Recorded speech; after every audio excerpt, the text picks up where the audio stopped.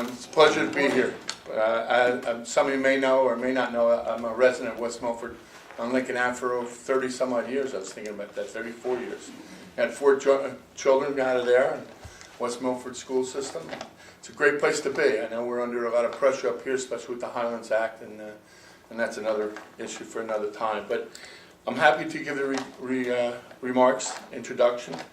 Many businesses start as one person's idea. The business creator is often an entrepreneur who supports a gap in the market or a commercial opportunity. She or he turns the idea into a marketable product or service. There are 4 main types of businesses: manufacturing, wholesale, retail, and service. I just want to tell you, I am a small businessman myself. I have owned a couple of restaurants. I had one in Riverdale, one in Pompton Lakes, and we presently have one in Patterson. We just opened a place in Wanacue. I'm a tavern owner, restaurant tavern owner. For 42 years, hard to believe, 42 years as an owner. And just to be, just a side note, just to be open and still be in business in this climate, you're a success story. And I know how hard it is, especially when you get the PSE&G, then you get the taxes, then you get all the, I know I could go on for the government, the inspection, and you got this bill and that bill. It's not an easy task, and I applaud the efforts here. Really, it's a great turnout here for the first event here. I know that we met previously, I don't know, a couple of weeks, months ago? It was fast, maybe a months, yeah. So, well, anyway, this is the characteristics found in successful entrepreneurs often include a prepared to take risks, driven by achievement, not put off by failure, self-motivated, determined to stay ahead of the competition.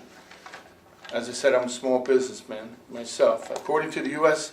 Small Business Administration, SBA, small businesses represent 99.7% of all employees. Since 1995, small businesses have generated 64% of new jobs, paid 44% of the total United States private payroll. Today, we're very fortunate to have 2 wonderful speakers address the types of assistance our local West Milford companies can utilize to make their companies stronger and more profitable. With that, I think I'm going to introduce Deborah Hoffman. Deborah works for the county. I've had the opportunity and the pleasure to work with Deborah we're going on 12 years together. 16. 16 for me? 16 for me. Yeah, 12 for me. But she's the best. She's absolute best. She answers the phone calls, and she puts out for us. She works very hard for us. We're a pleasure to have her. Thank you for your Thank you very much, Freeholder Duffy, and good morning, everyone. My job is really to introduce the speakers for like 10 seconds. So it's my pleasure to introduce Kathleen Muldoon.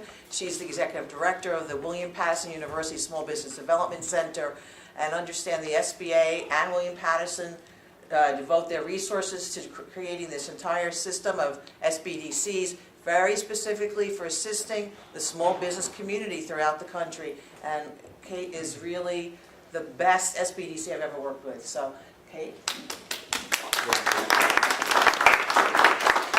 Good morning, everybody. Morning. Thanks for having us here. We've been planning this for a very long time. It's been on my calendar a long time.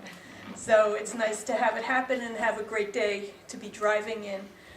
My name is Kate Muldoon, and I have been the director of the Small Business Development Center for 12 years next week. My banking background is really where I started working with businesses, and I was in the banking industry for over 20 years. And if you're familiar with the banking industry, I worked with one, but it had 4 different names over the course of my lifetime. We would work with businesses, and businesses would come and say, I want a loan. And you would start to, talk to them and say, okay, do you have a plan? And you could see their eyes glaze over. They didn't know anything about a business plan. So what I had to do was find a resource that people could work with on their business plans, and then come back to the bank and we could help them get financing. I identified the Small Business Development Centers when I was in banking as a great resource. So then when I started to think about what I wanted to do after banking, I thought about the SBDCs, and lo and behold, William Patterson University was looking for a director. So I feel like I put the lending skills and the banking skills together with the education skills, and I've been very, very happy. The SBDCs are a national network. We are throughout the country, in Puerto Rico, Guam, and the U.S. Virgin Islands. The Small Business Administration is the primary funder of the SBDCs. Then the SBDCs also look for additional funding from states. So the state of New Jersey helps finance us. In my case, for Passaic County, William Patterson University was the one that stepped forward and said that they wanted to host the SBDC in Passaic County. And then we also receive grants from local banks. And the banks will say to us, we want you to work on a particular area. In one case, Bank of America wants us working with the personal finances of small business owners, because once you get that in shape, it's a lot easier to be applying for loans. So all of our as a nonprofit, we do receive grants, and all of the services that we provide are free and confidential. The Small Business Administration has us sign a form, a confidentiality agreement that says we are not allowed to share any information with anybody.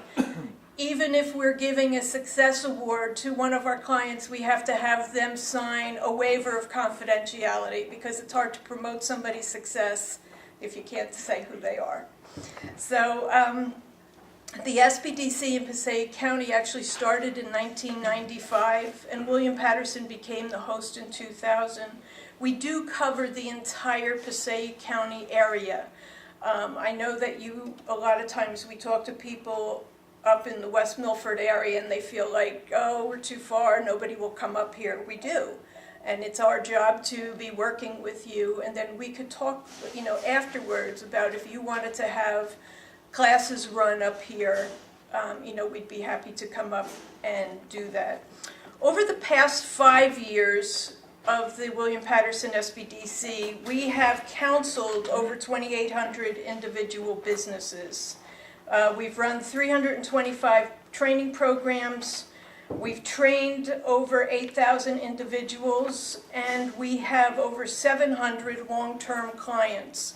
I say long-term because when the Small Business Administration gives us a grant, they don't want us to deal with you once and then never talk to you again. Long-term to them is 5 or more hours in a calendar year. So to have 700 clients come back and work with us 5 or more hours over a year is pretty significant, because we feel that it's obviously showing that they're getting the kind of help that they are looking for. So my slides are very basic, and I have put them on most of your chairs too. And I'm just going to give a recap of the programs and services. And pre-venture, our businesses, and as Terry was talking, these are people that come into us with an idea. And it's in our best interest to work with them to get them to understand what they're getting into. Because quite honestly, if we start working with somebody who really isn't business ready and ready to be an entrepreneur, that's a mistake on our part. So we run 3 classes that we call the Fast Track. And the Fast Track is, are you an entrepreneur? Do you really have what it takes to run your own business? And everybody feels that yes, they do. They don't want to work for anyone else. And if you have heard me talk before, one of my favorite stories was a young woman had come into the SBDC office, and she said that she wanted to own a Dairy Queen. I always ask people, why? Because I'm interested, where's your passion? What is it that's driving you to do this? And when she looked at me like I was crazy for even asking that question. She says, well, how hard is it to make ice cream cones? And then I realized that we had a very long road ahead of us, and I started talking about hiring. I started talking about ordering inventory. I started talking to her about what do you do when your staff doesn't show up? What do you do when the machine breaks and this is your product that you offer? Needless to say, I never saw her again. I wasn't trying to talk her out of it, but she clearly didn't realize that owning a Dairy Queen was more than making an ice cream cone. So when they are you an entrepreneur, these are the types of things we cover. Do you really know what you're getting into, and do you know what it takes? Then we talk about business startup, the resources that are available to you. We don't even really start talking about loans yet, but we do start talking about collateral that they're going to have to put in the business. We tell people there are no grants available for a startup. I think that's a very big belief that people come in and think that we can write them a check to start their own business. That's just not going to happen. And then we also work on credit repair for the business owner, because once the business owner, if they need the credit repair services, then we're going to be able to help them get the kind of financing that they need much more. Okay, then with the startups, the big one, the really big issue that we work with is the business plan.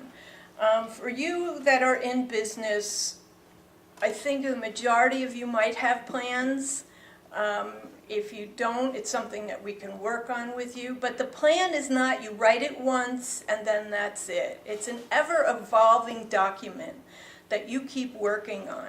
And when we start writing a plan with somebody, we talk about where you are today and where you want to be next year. And we plan it out so that it's keeping you on track and following that document that you have written. Many people will say, will you do it for me? No, because then that becomes Kate Muldoon's plan for your business. And that's not what you want. You're the one who's driving this. You're the one that wants to know how you're getting there.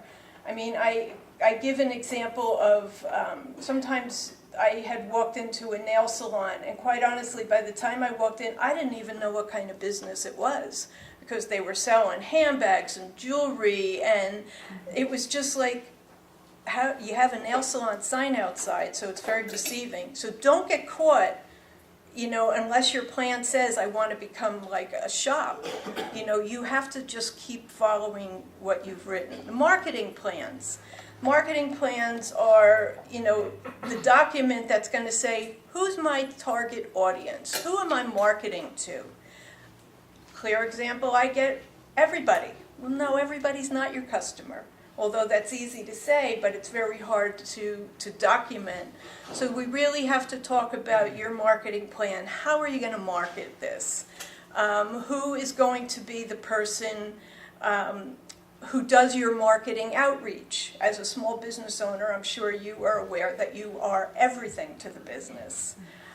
You do everything. But maybe in this case, you want some marketing assistance. Do you need help with constant contact? Do you need help with email marketing? Would this be somebody that you would hire as a consultant? So we have to work with the people to make them realize that it's not just getting a business card and assuming your phone's going to start ringing because you're in business. You're going to have to market it. So those two are really two of the big plans that we work on with people in the beginning. The loan packaging, we will assist people with. Paul is going to be talking more about that, I'm sure, in her talk. But when we work with a business for so long and we talk about, this is what you're going to need, some businesses have actually asked us to go to banks with them because they feel confident with us and they're afraid that they wouldn't be able to answer the questions, so we actually will do that with them. We provide research for businesses. If you have something that's different, out of the ordinary, the Small Business Administration funds the SBDCs, as I had mentioned, but they fund one center in the entire country at the University of Texas at San Antonio to specifically do research. That's all that center does. So that when I'm dealing with a client who wants to do something a little bit out of the ordinary, we could do a research request down at the University of Texas. They send us back their findings. Is it being done anyplace else in the country? What is pricing like? So we do have that research capability. Analyzing financial statements, this is something that usually makes everybody start running away because everybody gets very nervous when they're doing their financial statements. But we have a CPA that works with people to make sure that they understand and are getting the right projections together. We also have procurement assistants. We have a designated statewide consultant who works with businesses on procurement opportunities, both local, state, and federal. So this is not like just anybody, but this is their background, this is what they work with. And then other types of technical assistance also. And the established businesses, we help people work with cash flow, managing their credit. I worked with a company in Patterson several years ago, and he wanted $100,000. He wanted a loan. He worked with the bank. He got $100,000, and he kept calling and thanking me over the course of several weeks. Thank you, thank you.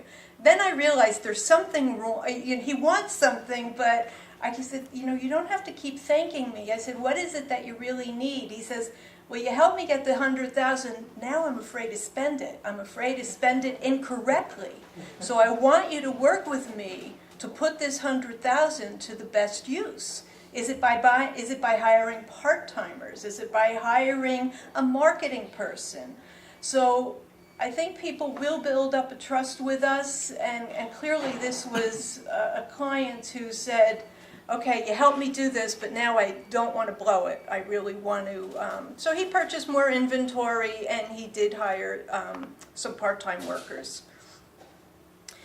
So that goes into hiring the right kind of help also. We have a specific marketing person. That's their background. So when people will call us and say, I need marketing assistance, as I said, we're getting that perfect person for you. It's not going to be the person who's writing the business plan who's going to help you necessarily with the marketing. We'll get the right person to work with you and your business. Disaster preparedness was a huge focus that we had for the past few years. The Small Business Administration had given a grant. We called it the Sandy Grant. In our case in Passaic County, it wasn't Sandy that affected us. It was Irene. But we knew what the preparedness was going to look like. So the SBDCs had gotten some additional funding, and our center decided to focus on business continuity. What to do in the case of a disaster. And we went around the county, we gave several workshops, but I was able to talk from firsthand experience because after we had gotten this, I said, all right, we're going to start helping people write their own disaster plan. And then I looked at our center and I said, you know what, we don't have one. And that's kind of hard to preach what you're not doing yourself. So I hired this one consultant, and I said to him, I'd like you to help us write our own disaster plan, because quite honestly, we don't have one. And we worked on it for a few months. It tells who's going where your backup is.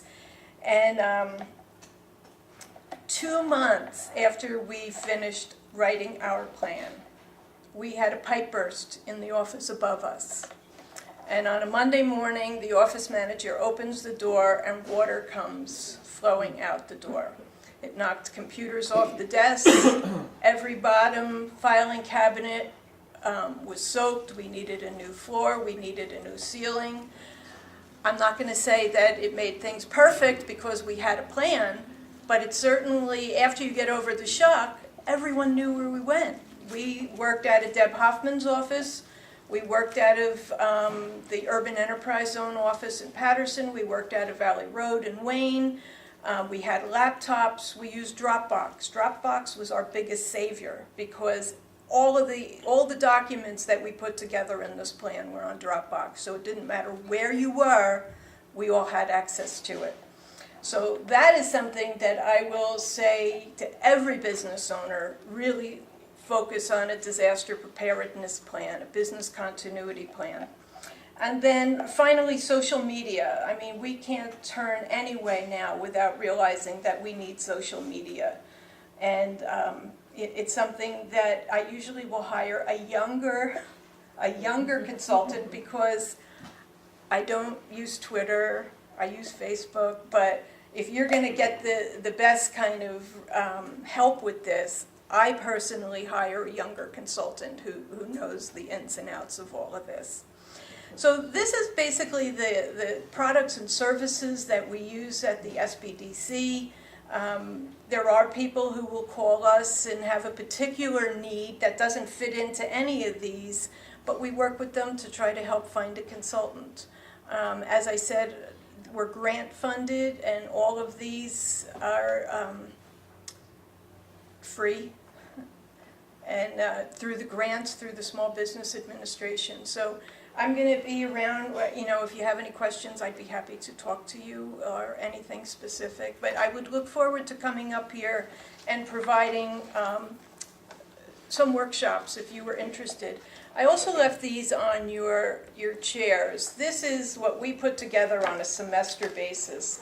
These are all of the classes that we run throughout a semester. We offer QuickBooks, social media, an entrepreneur certificate program. So there's a variety of things that we offer, and I would just like for you to take a look at that. So thank you very much for your time.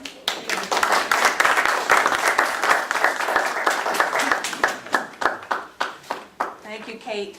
She's phenomenal, her staff is phenomenal, and very targeted to what your specific needs are. You were just out at a company, and they're going into food packaging, and she's going to arrange for a consultant, a free consultant, to help guide them on how to have the right standards for food packaging. You really have to think about your company, where you want to go. Please call her, and you'll be around right after this, so we'll do a little bit more, one-on-one questions. It's now my honor to introduce Paula Starr, and she works for UCEDC. It's actually Union County Economic Development, but they rebranded because they really lend throughout the state. They're very dynamic.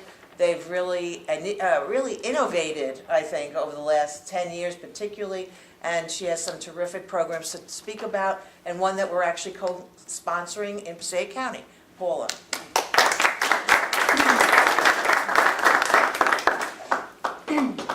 Hi, everybody.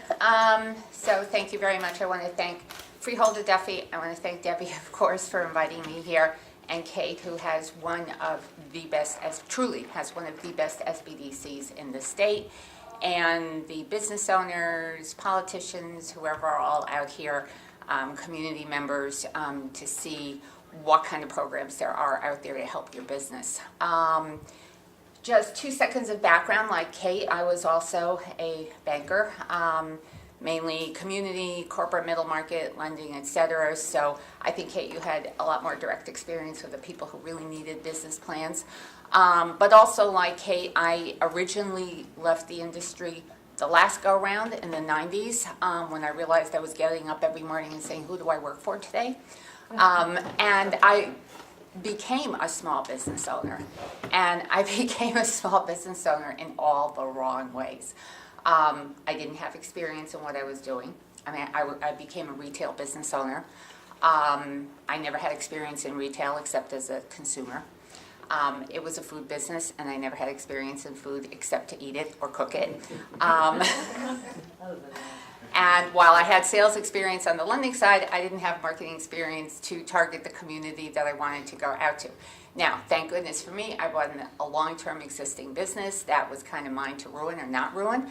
And I spent a very, very, 24/7 tough first year learning how to price, learning how to market, learning the products, learning who I really wanted to serve, as Kate said, learning that you can't be all things to all people and that you have a target market, learning that while I looked at a lot of people's financial statements and business plans, I'd never really prepared a business plan of my own.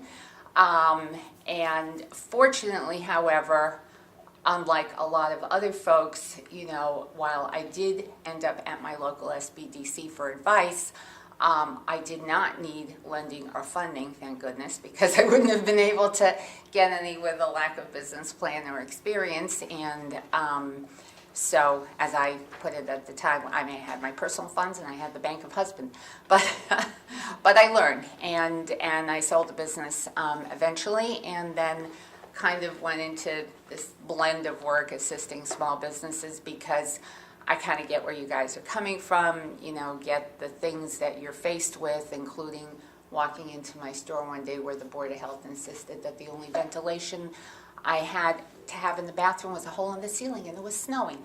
So, so this was, you know, we at UCEDC, most of us are affiliated with business ownership in some way. Most of us either have had a business or have a spouse who has a business, so we know where you're coming from. We also, in our particular specialties, have that background. So our lenders have lending experience in banking. Our business advisors have that background. We also do have an area that does entrepreneurship training and certification and mentoring, but primarily we don't run classes continuously the way the SBDCs do. And we mentor primarily to our loan clients. So it is the SBDC to which we turn for that continuous one-on-one assistance to our business owners and to the folks that they make ready to come in for funding. So we consider that to be really invaluable. It's a total partnership. If we have someone who comes in, again, as Kate said, that said, how hard is it? And we've heard that too. How hard is it to sell ice cream? How hard is it to clean houses? How hard is it to anything? And we go, well, we think you need a session with your SBDC. UCEDC was started in 1977. We are also a nonprofit. We are supported also by the SBA, either where the SBA lends us the funds to relend or where they provide guarantees like they do to banks.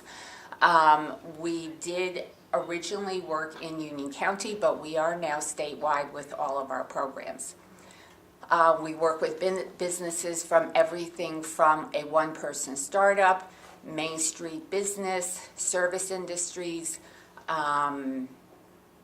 anything at all, gas stations, any business that is considered eligible by the SBA. And that eligibility is basically businesses that are for-profit, except for daycare centers. The SBA does allow us to finance daycare centers that are nonprofits, but other than that, businesses need to be for-profit, and they need to be in what the SBA considers job-producing industries. So we typically cannot finance other lenders, we can't finance day traders, we can't finance, investment property.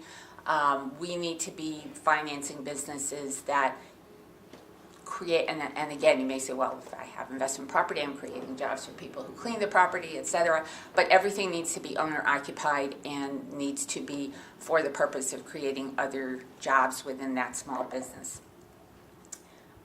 We have a number of new chairs. Two of our most recent programs, one which we are partnering with Passaic EDC, and that's our 3% loan program. That is a sort of mini all-purpose, if you need funds quickly, etc. type of loan. If you have been in business for at least a couple of years, it is one of the few programs where we do credit score, so we're looking more or less for around a 680 credit score and a good credit history and some experience in business. And we also would like your most recent year to have been profitable. For that, we are, and these programs, by the way, are subsidized by a lot of the other folks with whom we partner, many of whom are commercial banks who sit on our board of trustees who provide us funding.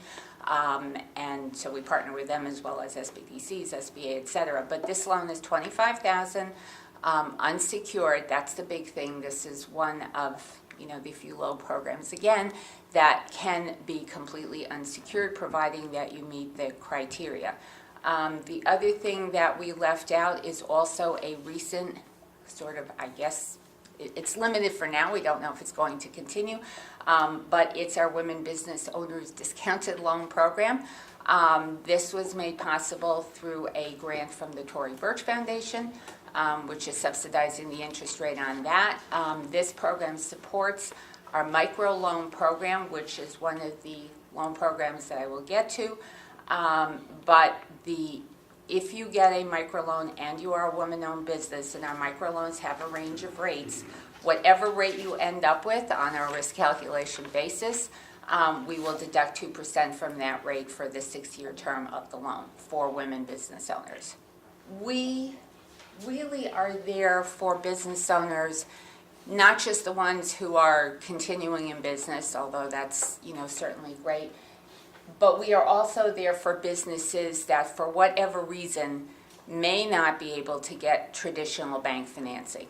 And why is that? It's not necessarily, it's not going to be because you went bankrupt yesterday, and it's not going to be because your business is really failing. So we are not a lender of last resort, but those whom we do help is, as I said, startup businesses who typically cannot get traditional financing, younger companies who may have been in business a year, 2 years, or even 3 years, but don't necessarily have that mix of requirements that a traditional lender, such as a bank, may want. So you may not have the kind or enough collateral to go to a bank. You may not have the right kind of debt-to-worth ratio. You may not have as much working capital as a bank wants to see. So again, we're not wild and crazy, but we do provide a total global assessment of your business. So we look at the business owner's other outside earnings. We may look at, spousal earnings. We may look at investment income. We really try to find all sources of income that can help you in your business. We look at specifically where you earn your money and how much you earn your money and exactly how much taxes you pay. So for example, if a bank looks at your financial statements or your tax returns, usually, let's say you're showing $100,000. What they'll do is say, okay, we're knocking off 40% for taxes because that's the tax bracket that a lot of folks are in. Well, actually, it's not. I mean, it takes a lot to be paying 40% in taxes. And then they'll go, and then we're taking off 35% for personal living expenses because that's what most people spend. And again, not everybody does. So now 75% of your adjusted gross income on your tax return is gone before they start looking at debt service on your loan. And that's where a lot of people get turned down as well. We actually have you fill out for us a personal cash flow statement. We have you point out to us those expenses that are paid for by your business rather than personally. So if the business pays your health care, if it pays your computer, your cell phone, your gasoline, your car, etc., we won't double count those. We won't knock those off as personal living expenses in that 35% range. And we'll look at exactly how much taxes you pay, because you may not be in the 40% bracket. So that's one way that we differentiate. So whereas I said we're not, crazy to just be giving money to people who don't have any money, we don't look at things the same way as a bank. We also, for the most part, except for certain select programs like this, do not credit score in any program. So what we look at is your history of debt repayment. So many times if folks have started a business, they may have used credit cards to start that business, and that impacts your credit score. We're finding a lot of people now who are going to these online lenders, and we're doing a lot of refinancing of that. Of course, some people may have given up their day job, and so their income is not the same as it was before. So that may impact your credit score. There's a lot of things that aren't necessarily bad things that affect your credit score. So that's one of the reasons we do not credit score. And then, as I said, we have some other, things like our debt service coverage. We don't necessarily look for you to have, a standardized debt to worth ratio. Again, we know with a newer business, you may not have built up as much equity. So really, the primary thing we look at in all of our loans is cash flow. While we do need and like to take collateral, and the SBA requires us to take what's available, cash flow truly in our loans is king. Okay, so we have primarily 3 programs. One is our microloan program, which goes up to $50,000. One is our Community Advantage 7A, which goes from 50 to 250, and then we have our commercial real estate loans in which we actually partner with a bank that go up to as much as 5 or 5.5 million, our share. And when we get to that, you'll see that they cover a pretty big property. So microloans. Microloans are really, no matter what we've been doing in the past 10 years or 20 years or however long we've been around, microloans are really our lifeblood. And microloans are primarily for businesses in the community, a lot of them startups, a lot of them young, able to fund almost anything that you need money for, whether it's making your lease deposit, doing your renovations, buying some equipment, stocking up on inventory, hiring a person, getting a cash register, whatever it is that you need working capital for, getting a computer if you're starting your own office. As I said, we do service industry, so retail businesses, hair salons, nail salons, restaurants, chiropractors, accountants, attorneys, whomever, anyone who is setting themselves up in business, anyone who may be in business but doesn't need a whole lot of money, because as some of you may have seen, and as we see a lot of the times, our banker friends who we love dearly because they give us donations and they fund our programs and they make 3% loans possible, etc., do this because they don't love to make little loans. It's just not cost effective, and I'm sure as business owners you've all assessed what is cost effective for you to do. Many times it's just not cost effective for a bank to make a small loan, and if they do, it's usually like a credit card, a 1, 2, 3 credit score. You don't meet this, you don't meet that, you don't meet that, you don't get the loan. And again, as I said, we look at other criteria. So a lot of our loans are, yes, for startups, but also they're for existing businesses. They rates run from 5 to 9.5%, less a potential 2% discount currently for women-owned businesses. The rate is fixed for 6 years. There's never a prepayment penalty, and we have a very modest application fee of $75. And we do need, in all of our loans, as Kate had stressed, a business plan or an updated business plan if you're already in business, telling us what you do and what your competition is, etc., a cash flow projection, some experience, at least in a managerial level. We obviously don't expect you to have owned a business before, but if you want to go into restaurant ownership, we'd like you to at least have managed a restaurant, and that goes for fast food as well. We do like, and franchises of all kinds. So a lot of people come in with a franchise with the idea that, well, they're going to tell me what I need to know.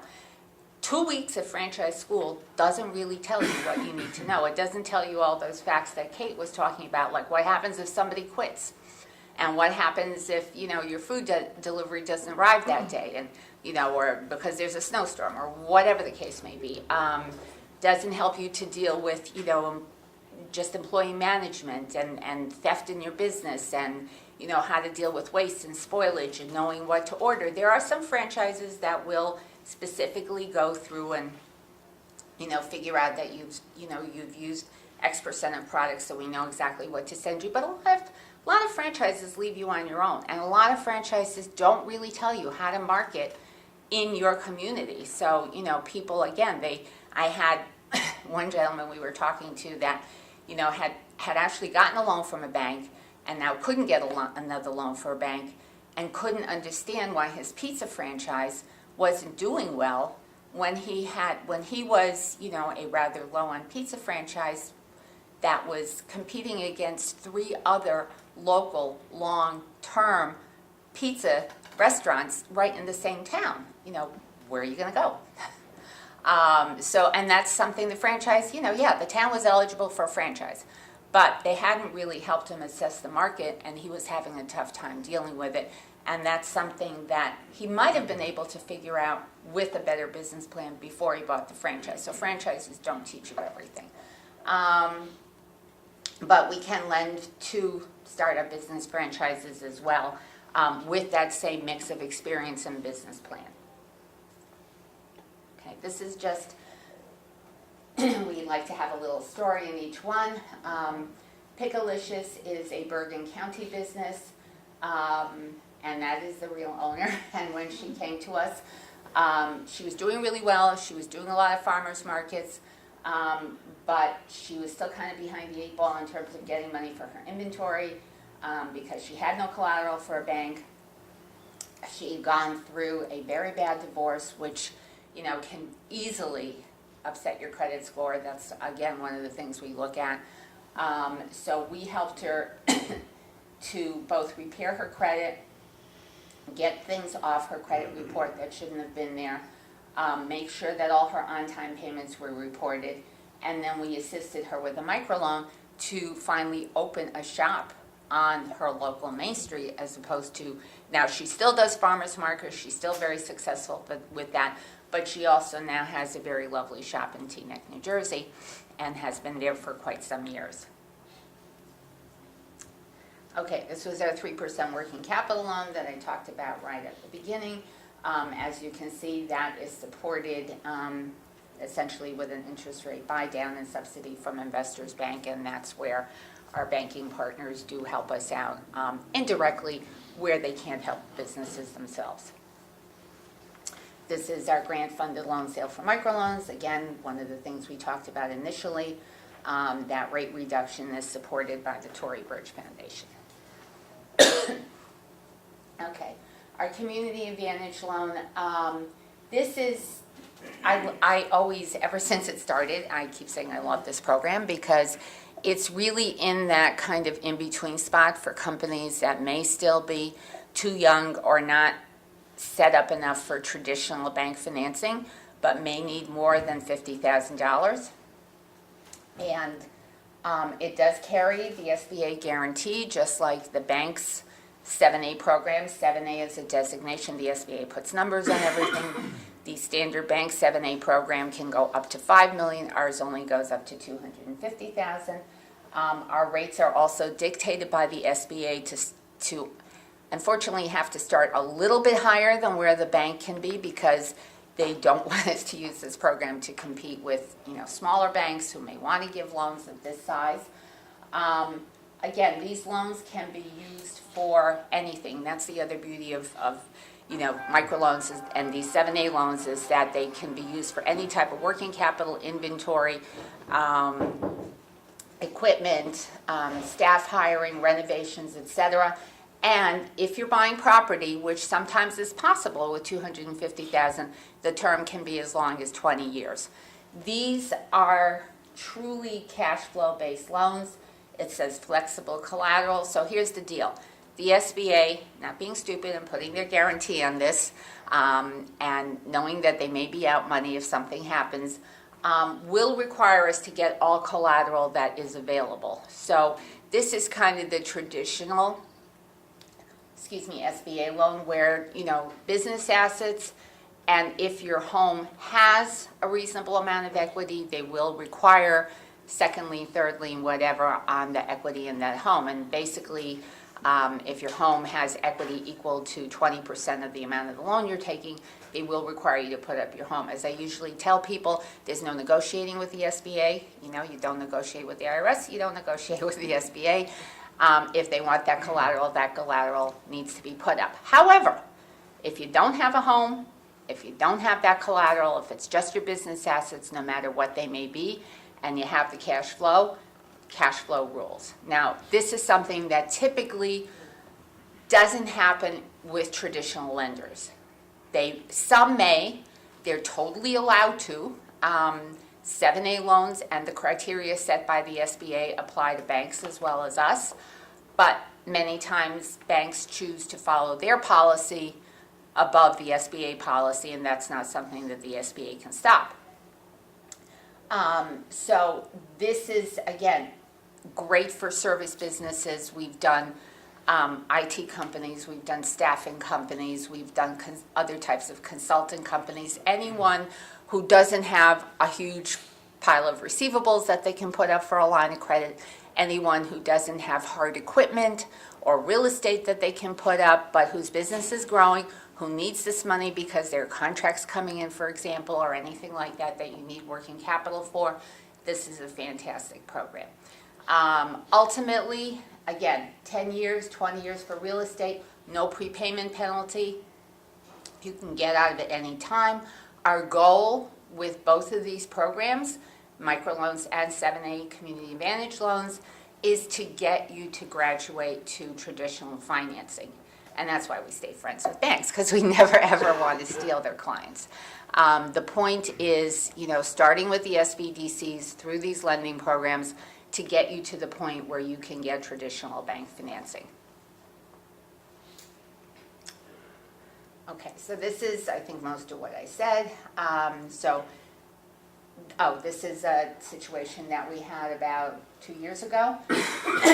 We had an individual who was being offered, so Hovnanian apparently, when the market was bad, started doing their own captive plumbing company, their own captive masonry, et cetera, et cetera. When the market got better, they decided they didn't need to do this. So they took these divisions and they offered them for sale to their employees. We had, to their management employees. We had one of these individuals in the plumbing end of the business approach us for a 7A loan. They basically were giving him everything, all the equipment, backhoes, et cetera, plumbing, for like less than $70,000, whatever the depreciated value of the equipment was. However, he needed about $140,000 or $50,000 to start funding the contracts, because they were giving him this. In a way, it was wonderful with everything that was going on. So whoever they were doing work for, he was picking up and going on from there. But he needed the working capital. The equipment was depreciated, the assets, yeah, sort of, we had some kind of sort of good stuff.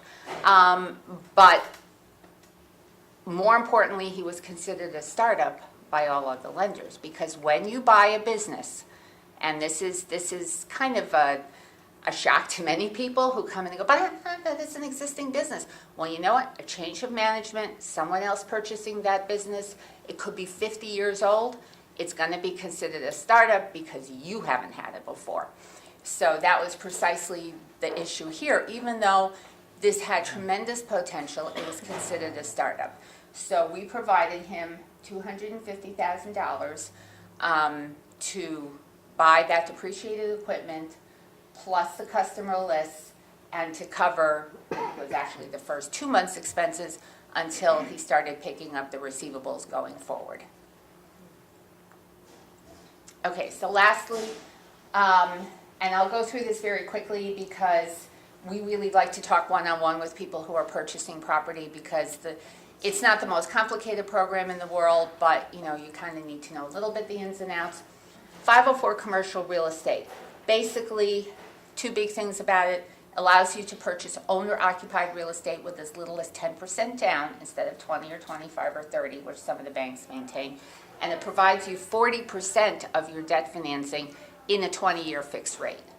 So essentially how this program works is, if you are, whatever you are, you're a restaurant owner, you've been renting in your building, you now want to purchase that property for your business. It's not considered special purpose property, it's not a golf course, it's not a movie theater, it's not a surgical care center. You provide 10% down payment on whatever your final purchase price is. You come in with your bank, or we help you find a bank that does 50%. Bank gets 50% on their collateral, so they're happy, so they're willing perhaps to stretch a little bit for a restaurant or a gas station or maybe a startup business because they have really great collateral. We provide 40% actually through the SBA. In this case, what happens is the SBA every month collects all of these 504 portions, all these 40% pieces, and floats a debenture. That debenture currently will provide you with a rate of about 4.9% all in for 20 years. No real upfront fees on this. That's the other beauty of it, is that, and I can't speak for the bank, but from our end, essentially we do take a deposit up front, which basically sits. If you don't back out of the deal, you get it back at closing. All of your fees, the interest to the SBA, anything else is rolled into that rate. So there's really nothing you put out front to us as the lender for your 40% share of this loan. The other thing is you can also roll in a lot of costs that are not eligible to a bank. So when you develop your project costs, you can also add in there if you incurred expenses for zoning, for permitting, for architectural, for engineering, et cetera, all the renovations, furniture and equipment can all be put into the total project cost, and then you put down 10%. In our last example, this is where we used a 504 for a startup. Remember I said all of our loans could be used for a startup. This is a daycare center that was well-known. The woman who was going to be the director was well-known in the community. She had been the assistant director of another daycare center for 15 years. It was also a family effort. So, you know, again, I said we're not wild and crazy. We had substantial principals. You know, mom and dad were CFO, marketing directors. So, you know, everybody pitched in to help here. But the key was the 50% loan to value, because there would not have been a bank to come in there and finance it even with a 20% down payment if they hadn't had this program, because at 50% LTV, they were in a pretty good position. Now, if you are a startup like this, there will be an additional 5% down payment requirement, so the down payment here was 15% instead of 10%, but still better than 20% or 25%. I think the first conversation they had with the bank, they said, well, if you put 35% down, maybe we'll think about it. So definitely this was a better deal for them. It financed the acquisition of the property itself, the renovations inside, all the pretty chairs and tables and floor mats you see. And we were very happy that once they opened, they were actually full in like 60 days. They have a waiting list now, and they're situated really in a condominium complex, so now they're thinking of buying the 2 adjacent condos so that they can expand the center. So, worked out well because of this program. Paula, is there a range that this is most suited to for borrowing? It's really, again, because our fees on a 504 are all wrapped into the 504. So it's not like you're borrowing, a couple $100,000 and then putting down 20 grand up front or something. And the bank's fees will always be the bank's fee. So if they have a 1% commitment fee and you're buying a $300,000 property, they'll charge you that 1% on what they're lending you no matter what. So we've done some very little ones. I mean, it can be done as small as you want. I mean, we've done, $300,000, $400,000, The key is typically for us to find a bank that doesn't mind small 504s, because again, as I was saying earlier, a lot of banks, particularly bigger banks, like to work on bigger volume. So there are some banks who really don't love being in these deals unless their share is at least $1 million. However, there are many banks, who love real estate and would be happy to take half of a $400,000 project. With this program, again, if you are not coming in with your bank that wants to share in this, then we will assist you in finding a bank to be the partner in the deal. One of the other things that's really good about 504 that not everybody always learns from a bank is that generally when you go to a bank for a property acquisition and they believe that they need the SBA support for whatever reason, they normally will go with, remember I said they're big 7A loans that go to $5 million. The thing about a 7A loan is that generally speaking, they're floating rates, and that goes for everybody 7As.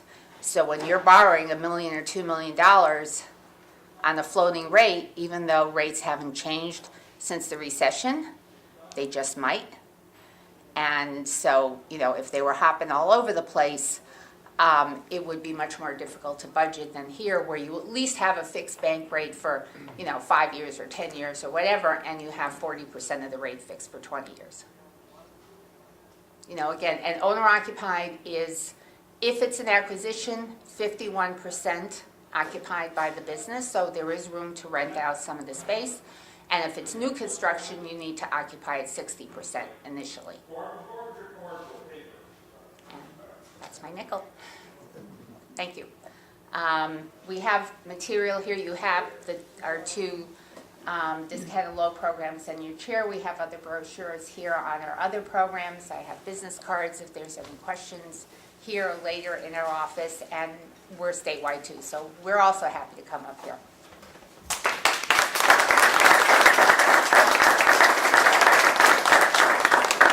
Thank you, Paula. They're very user-friendly, and they also offer some mentorship as well. It's a phenomenal company.